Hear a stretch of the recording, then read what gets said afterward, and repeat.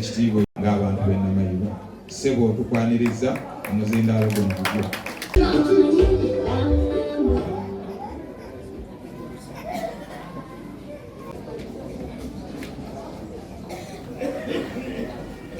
Nyanza okuva wali wano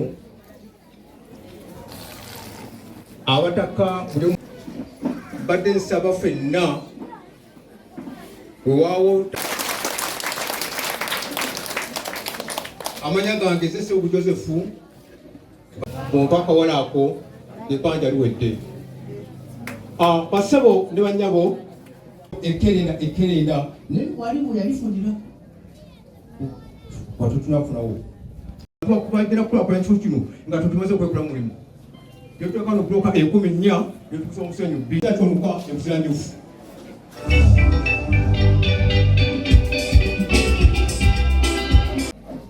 District Health Officer Mukono n'abagenyi baffe mwenna olukiiko lwa LC2 bweyali wano nga ba LC2 mukyala Lusinga Nsamba ye treasurer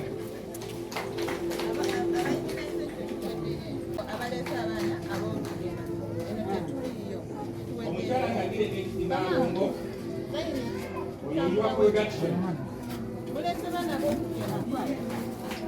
omukyala n'abadahaye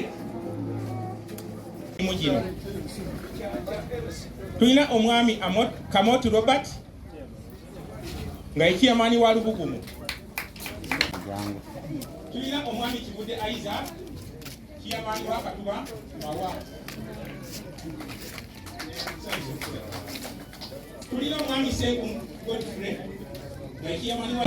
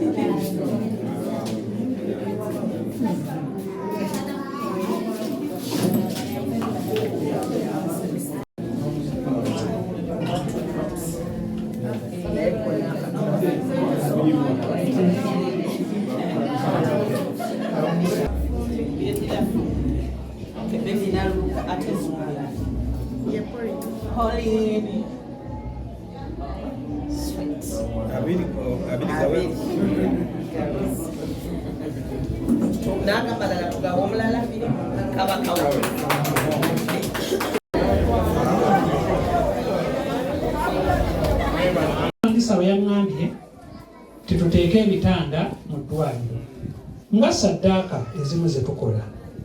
Nze wano Ennamayiba seetaaga kwetemerawo kubanga kinkakatako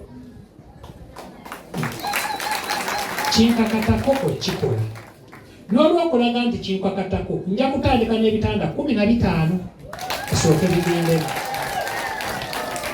Ekyokubiri, nina okufuba okulaba nga ati eddagala erisookerwako libeerawo, omuntu aleme kujjanga panado oba ki alina w'abikima. Olwakiri Ennamayiba Katonda bw'andinnyamba ne mmalako ekisanja kyange ng'eggwisa bwe yaŋŋambye tuteeke ebitanda mu ddwaliro nga saddaaka ezimu ze tukola.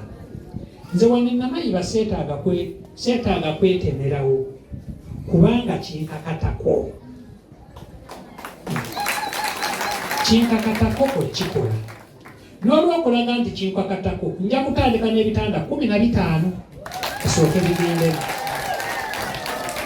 Ekyokubiri, nina okufuba okulaba nga ati eddagala erisookerwako libeerawo, omuntu aleme lyonga CPS waliwo ebigambo bye batakusuubira kwogerere nakuvuga. Ekyokubiri, kaakati lino eddwaliro twetaaga koodi. Ekireeta sa koodi nti eddwaliro lisobole okufuna eddagala eryalyo. Tuleme kugabana ku kyabalogo, tujja ku kyabalogo. Tujja ku kyabalogo. Bwe tunaafuna koodi wano, mujja kumusonyiwa nze ndi waffe sijja kwogera byafuzi byakubalima nti omanyi kakati banange mundaba n'ebyesikoze mbyogere nedda. Eddwaliro twetaaga koodi era ekyo ngenda kiteekako essira. Maama ndisaba nsobole okulongoosa obulamu bwo nti bw'onojja wano ojja kuba kinene n'ekyokukola ki ekyokwogera eddagala lisobole ng'okujja.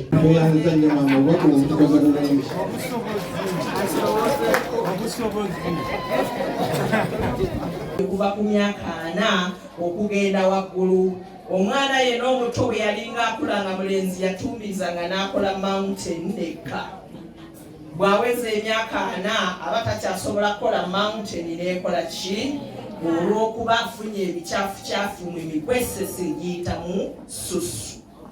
Buli lw'ofuna ebicaafu ebyo oba weetaaga okugyewo omusawo bakebere bakuwa eddagala erigenda okutaasa obutafuna prostate cancer. Ntegeerekese bakwano, abakyala tufuna kansa wannabaana. Olw'okuba tugenda out n'abantu ne tutambala kapiira kawunya birwadde ebyo. Ate nga nabo muwulidde byembagambye. Buli lw'ogenda nabwo emirundi egiwera obukyafu obwo n'obusigaza munda ofuna kansa w'omumwa ogwannabaana. Nimpuufu jangu wano abasawo ate ono mukugu mu ndwadde ezaffe ez'ekikyala. Buli lw'okweka obulwadde ogenda kubeera exposed ku buli muntu. Bw'olwala cervical cancer, Bakwane yali alabye ku mukyala alwadde cervical cancer kubyamu akafaananyi. Ekiseera kituuka nga tokyasobola nakubaako kiweeyaako, ng'ajja yakutunulako ng'owulira obulumi naye ng'ate omumwa gukyayagala okulya naye nga wansi awo ekiriwo gwe kikola ki? Mukama bw'akutasa ne bakugyamu nabaana n'osigala ng'oli mulamu, weebaza Katonda. Bangi nnyo babajjamu nabaana ate era ne basigala nga kansa yatambula dda. Kansa aluma, kansa bulwadde bubi. Mbadde mbasaba tuve mu byolwali n'ebyobufuzi, tufeeyo nnyo okudduka mu basawo okujjanjabwa. Abasajja abatasalibwanga ng'amba circumcision n'abaana abato, abasawo baffe bazze. Fuba nnyo okulaba nga buli mwana mulenzi gw'olina bamusala. Ekitegeeza nti gwe basaze afuuka musiraamu, wabula gwe basaze akendeza ku mikisa egy'okufuna obulwadde. No Dr. Luther King ne Prime Minister bwe baba bakkiriza bajje honorable bajje tulambule facility tulabe ensonga gye batuwa egaana okwerevetinga facility n'okuteekamu ebirongoosa abantu. Siri mulwalize sinoonya kalulu oba erigenda ku Mukono General Hospital. Naye nga kyembakubiriza kubanga nze nantera okumaliriza, bakubiriza ekintu kimu, primary health care, ebyobulamu ebisookebwako awaka tulina kukola ki? Ebintu bye tusomesa nga tukolaganira wamu n'abasawo baffe ab'ekyalo be tuyita ba BHT n'aba mu ngalo nga tonnalyaki mmere bikyaliwo, n'aba mu ngalo ng'ovudde muki mu kaabuyonjo bikyaliwo, tebinaba kuvaawo. Mulaba akaseera akazibu ke tuyiseemu aka COVID, eyo enkola yetuyambye nnyo okulaba nti akawuka ako tusobodde okugagoba. So emabega awo twagaba obutimba obw'ensiri, agenda kubakubiriza kati mulaba enkuba etandise okutonnya, omusujja gw'ensiri gunaatera okuddamu okuba omungi. Yabakubiriza obutimba obw'ensiri tubukozese, tuweebakemu nga tumanyi kakozesa buuza omusawo waffe ow'okukyalo gwe tuyita BHT, tulabe nga abantu baffe tebafuna bulwadde. Mpozi n'ekirala, obuyumba buno bwe twagamba bukaabuyonjo, tugezeeko tubusime ate tubukozese bulungi. Nsanga nnyo abantu nga baliko kanyura obupiira ku mukono, naye bw'aba akubuzaako nakwewaanira nagonze musawo ndaba nalwadde typhoid. Naye kakati onnewaanirako, ekyo kikyamu kubanga oli mu kunnewaanirako nti walidde empitambi. Ebisinga obungi 9 ku 10 obikolera waka. Gwe bw'oba oyagala obeere mulamu nnyo, weewale okujja mu ddwaliro, weewale okwewaana mu kkubo nga bw'olwadde typhoid, nga bw'olwadde kolera, ng'ekiddukano bwe kyali kikututte. Bwejjukira bino nti baŋŋamba nti obulamu obulungi n'okwewala endwadde mbikolera waka. Bintu bitono nnyo ebitwetaagisa okukola. Tulabike nti ebyo byonna ebituleeta mu malwaliro tugezaako okubiziyiza bitono nnyo.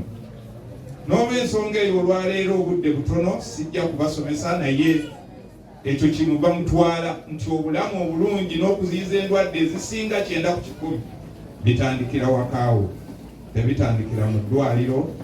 Wano ojja nga bisobyemu katono, ate tetwetaaga nnyo olwisa wano.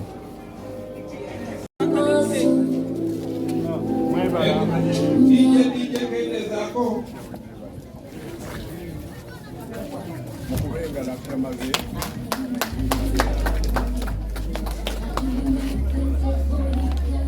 banyabo ne basebo abakulembeze mwenna mu bitiibwa byammwe, ntwala omukisa guno okwebaza aba Rose Form Industries Limited n'abantu bonna abeegasse Rose Form okutuwa obuyambi obwa Namayiba Health Center 2, ate era ne bagituteeramu buli kyonna ekyetaagisa okubanga ekola ate ng'eyamba abantu banakisunga ng'omuluka era nakisonga nga Saako County.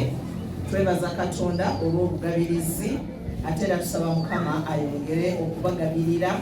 Twala omukisa guno nga RDC wa Mukono mu butongole okugulawo Namayiba Health Center 2. Lwakatonda n'ensi yange sigadde mu Katonda n'esamalayiza.